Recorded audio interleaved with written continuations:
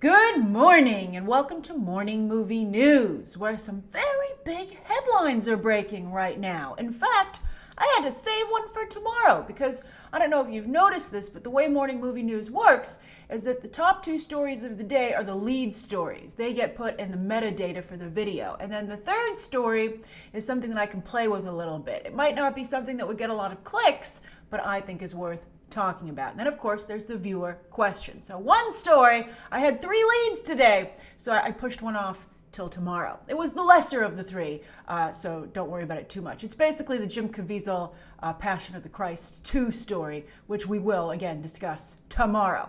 But before we get to today's stories, the first ones up at bat, the most important ones, I just want to remind you that the Oscar poll for Beyond the Trailers annual vote is open. The link is down below in the video description. You have plenty of time to vote because the Oscars are so freaking late, March 4th. You have until February 25th to cast your vote. But if you feel like doing it today, you know, who knows when you'll see some of the awards, when you see enough of awards flicks to feel you're ready to vote. When you do, head over there and cast your vote for who you think should win. And again, there is a write-in section.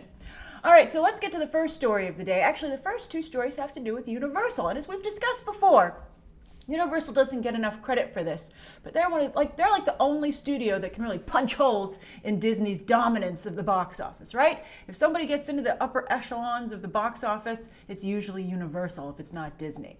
And they have 2 pictures here. One I think has a very good shot of doing quite well, and the other, we'll see. I'm not as big a Michelle MacLaren fan. Well, we'll get to that. All right, so the first is that, I'm sure you saw the headline, Illumination Entertainment, their winning streak, it seems, will continue as they've just got themselves another gangbuster property that's not only a big freaking deal on its own, but is a perfect match for them, and that is Super Mario Brothers, right? So it was announced yesterday that Nintendo will work closely with the Universal Animation Studio, although DreamWorks Animation is probably like, what the hell? We're also over here, right? They've just joined the studio. But Illumination Entertainment, again, is a perfect fit with the global feel to their animation, and Nintendo being a worldwide brand. And then Universal, of course, will distribute the movie worldwide. And so I think the next big question is who will voice Mario? Steve Carell, I think, has been integral to the success of the Despicable Me franchise, voicing Gru. And I think Grinch looks so promising, or maybe I should say sounds so promising, because Benedict Cumberbatch is going to voice that character. So they have to find a really good Mario. What will Mario sound like? Will they play up the Italian accent? Or would that be considered offensive? I don't know. It's very interesting. I'm curious to see what they come up with. Although I think Illumination Entertainment, again, I have a lot of faith in their ability to tell this type of story in particular. But of course, what's really going on here is, let's not forget that Universal is opening a Nintendo Land in their Orlando theme park as their theme park war with Disney continues. They started it with the Harry Potter Land, Wizarding World of Harry Potter. Disney said, oh crap, we thought we'd dominate this forever down here in Orlando. So they had they expanded their Fantasyland, then they added Avatar recently, then they have Toy Story opening this summer, and of course Star Wars is coming along with a lot of other rides. Who is the winner in the theme park war? We are. But you know, Universal has to continue to compete. They have a Despicable Me ride, by the way, which is quite popular, but they're going to build a whole new land, and it's going to be based on Nintendo. So of course, therefore, both Universal and Nintendo, who I'm sure gets a cut of that action, financially, they want to build up the brand awareness beyond gamers, right? I mean, there's obviously a lot of people who are still very into Nintendo.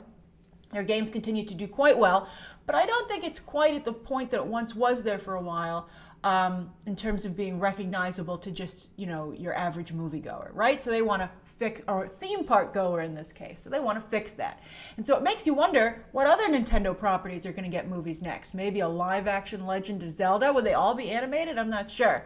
In the coverage of this, they said that Nintendo shied away from doing movies after the disastrous Super Mario Brothers that came out with Bob Hoskins and John Leguizamo.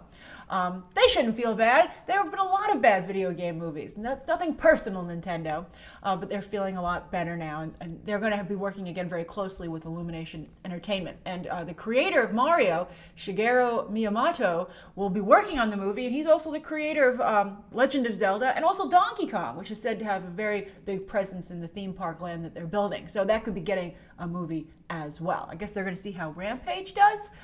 Again, I don't know if they could make these live action. Is Illumination Entertainment going to get especially because, I don't know if you saw this story, but they lost the the Dr. Seuss rights. Those went to Warner Brothers Animation. I guess Dr. Seuss's widow is full of crap, being like, "Oh, I love you, Illumination Entertainment. Only you can make my movies. I love the Lorax so much." So at least they got the Grinch. But they just lost, Universal just lost the rights overall to the Seuss properties, and they headed over to Warner Brothers Animation. So it's getting pretty brutal there in the animation field, pretty cutthroat. But so it looks like Illumination Entertainment will fill that with Nintendo properties. That's a pretty good consolation prize, maybe even the better prize, except for the Grinch. I'm excited for that movie. All right, now speaking of Universal, let's talk about speaking of live action, they're putting together their live action Chris Pratt movie, Cowboy Ninja Viking, and they've decided on Michelle MacLaren to direct the movie. This is a fascinating story, not only because Michelle MacLaren didn't quit, but because you had two women competing for this directing gig, and I think they chose the wrong one. So see how fast things progress. Women are now competing for blockbuster films, and stupid decisions regarding who to pick are being made. It's just like they're guys. All right, so let's work our way through this. So Michelle MacLaren didn't quit. And now she has a chance to direct a big blockbuster movie. Again, Chris Pratt's Cowboy Ninja Viking. And it's important to remember that Hollywood is a long game. It often seems like a short game in the press, but the truth of the matter is it's a marathon, not a sprint. So she is a very famous television director, if you're not familiar with Michelle MacLaren. She directed multiple episodes of Breaking Bad, Game of Thrones, Westworld. The list goes on and on. I think The Leftovers, The Deuce. She's an HBO staple pretty much, right? And then she was going to do Wonder Woman before Patty Jenkins got the gig. But the rock that she died on was that she wanted to have Wonder Woman to have a talking tiger. And Warner Brothers was like, "We get laughed at enough, no way." But she just wouldn't give it up apparently. And so she actually left the project. They had to part ways over it. It's ridiculous. But she couldn't get any other movie gigs, I think because that was probably haunting her. And she recently signed to direct a small World War II thriller called, I believe, The Nightingale. But with this release date set for June 2019 for this Chris Pratt movie, this will likely be the movie that she makes first. And I hope it works out better for her than Ava DuVernay, who infamously passed on Black Panther also over creative differences and now is doing A Wrinkle in Time. Which do you think seems like the better picture to be associated with? It's a pretty obvious answer. Now, who was the other woman up for this Cowboy Ninja Viking movie? Well, it was Jennifer Yuh Nelson, who's already cutting her teeth on a dystopian future teen live-action movie, right? But I think she would have been a fabulous choice for this because she, of course, comes from the Kung Fu Panda movies. And they have amazing action sequences and also a lot of comedy. And this is an action comedy starring Chris Pratt. So I think she seems like a perfect choice. Maybe they looked at some footage from this live-action movie she's currently making and were like, that looks horrible. It is tough to transition from animation to live action. Andrew Stanton couldn't do it, as we discussed yesterday, although he couldn't do it for, I think, other reasons besides the actual directing job that he did, because John Carter of Mars is a pretty darn good movie. So I think they made a mistake in who they picked. But, again, welcome to Hollywood, ladies. This is the way it works for everybody, and I'm sure Jennifer Yuh Nelson will find the right project for her. So what is Cowboy Ninja Viking about? Well, it's about these agents for the government who have multiple personality disorder. And each one has 3 distinct personalities. And Pratt's are a cowboy, a ninja, and a Viking. I'm like, I don't think that's how it works, right? Well, it's like the 3 Faces of Eve. It was more like personalities than professions, but who knows?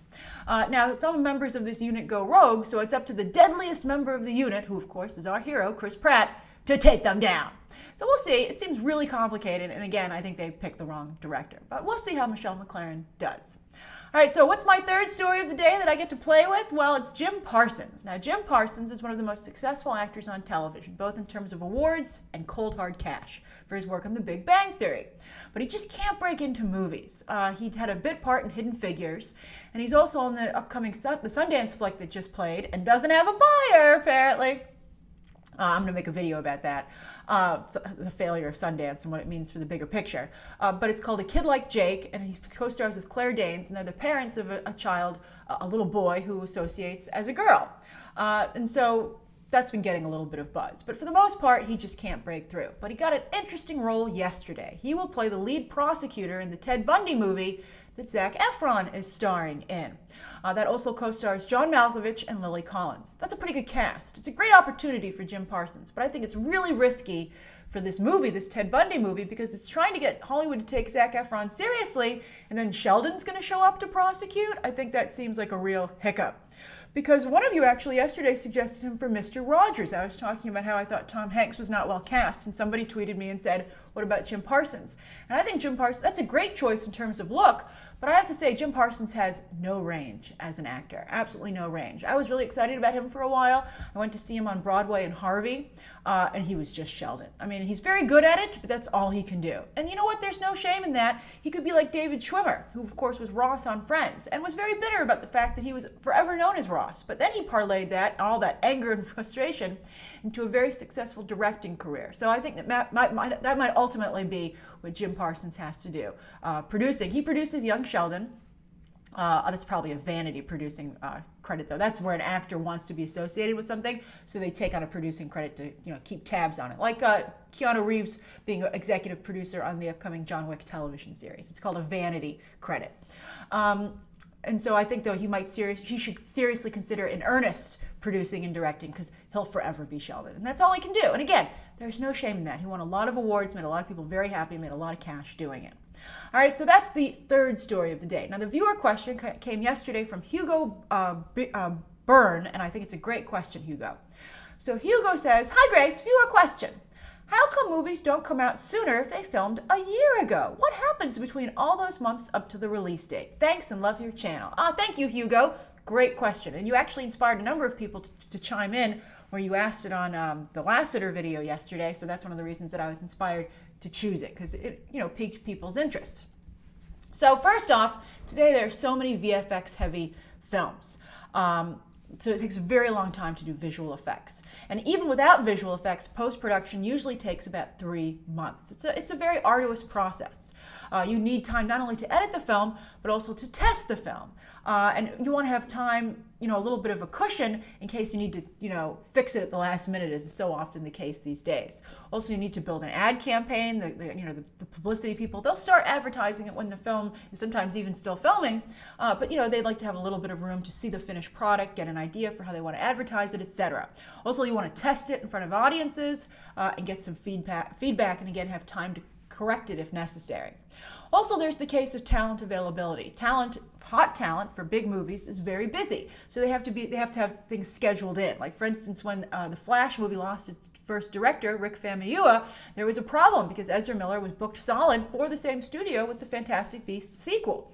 So you have to find that window where all of your talent is available at the same time, and also your director and the cinematographer you want to use, etc., etc.